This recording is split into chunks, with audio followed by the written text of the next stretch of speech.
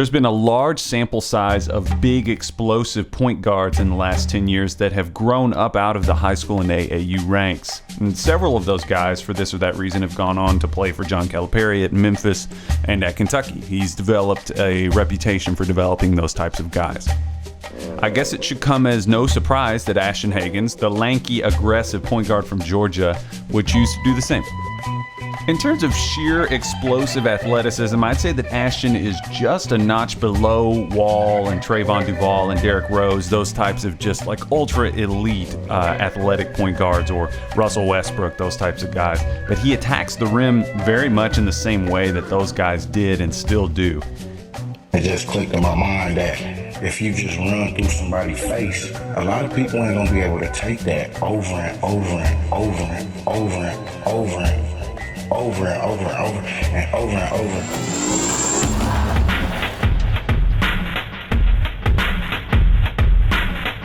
They just not gonna want that.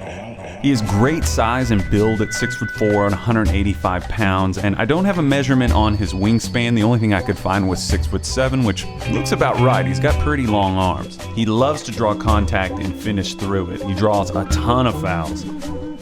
He's very smart about feeling his defender and working his way into a driving lane. You'll seldom see Ashton avoiding contact.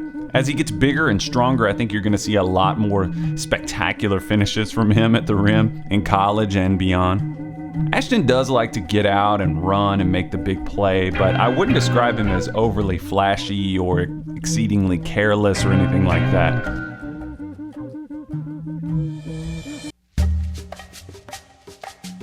Shooting-wise, I would say that Ashton Hagans is a work in progress, but his mechanics aren't in dire straits. In this way, I would compare him to Terry Rozier of the Boston Celtics, formerly of Louisville, and De'Aaron Fox. He's not behind as a shooter, and he does make them, but you do get the sense that Ashton's raw ability to beat people off the dribble has kept his jumper from ever being his sole source of offense. His problem is consistency at this point. His shot is a little slow. It would need to speed up, so he's similar to Shai Gilgeous-Alexander, a guy that started Kentucky this past year. You don't really see him taking his jumper unless it's sort of a last resort or all other options in his repertoire have been exhausted. He does have a little hitch in his shot from the foul line, but if he works on straightening his elbow, you'll see him have a chance to smooth that out because it sort of jerks back straight as he shoots it. I could easily see him developing into a passable three-point shooter and a decent foul shooter. He's not at liability status, but I will say that it is going to need some attention in skills development for him to avoid that being a problem and something that opposing elite defenses can exploit as he goes on in his career. I pick up 94 feet, I'm a dog on the court, and that's just what I love to do. I know I bring the intensity for my teammates when I do that, so I do that the whole game, and no breaks off. Defensively, you see Ashton do a lot of things that highly rated point guards coming out of high school do. It could be boredom, it could be chilling a bit in man situations to protect his fouls, but he does have a tendency to play for steals a bit too often and not just hang back and actually play defense. That's a common misconception with people, is that steals and blocks, people assume that means that somebody's a great defender. But if you're gambling a whole lot, the net result can kind of come back to you being actually not a good position defender. And a lot of guys have to learn that when they go to college. He wants badly to get up and down, and with his athleticism, you could understand why that would be. So he gambles.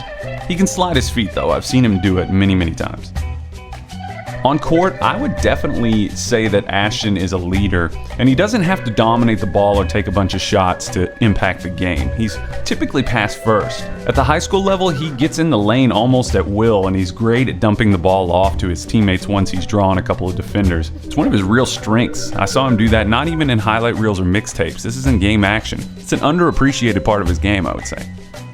Ashton's IQ as a leader in the half court is evolving. I think it's going to be interesting to see his ability to read more and more complex pick and roll defenses evolve as well, because he's certainly going to be exposed to those situations.